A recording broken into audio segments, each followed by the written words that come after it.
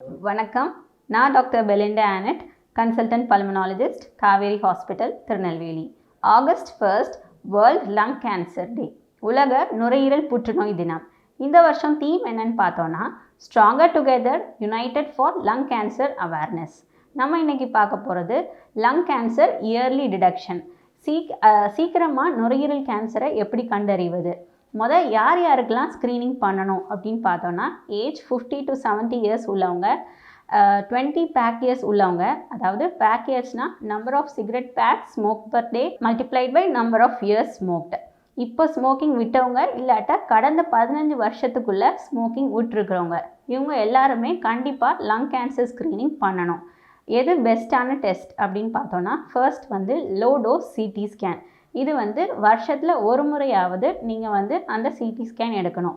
அது கண்டிப்பாக உங்களுக்கு சிம்டம்ஸ் இருக்கணும்னு அவசியம் கிடையாது. சிம்டம்ஸ் என்னன்னு பார்த்தோன்னா, இருமல் இருக்கிறது, வெயிட் லாஸ், நெஞ்சு வலி, குரல் மாறுதல், சளியில் ரத்தம் அப்படின்னு நிறைய சிம்டம்ஸ் இருக்குது. இந்த சிம்டம்ஸ் வரதுக்கு முன்னாடியே எடுக்கிறது தான் ஸ்க்ரீனிங் டெஸ்ட்.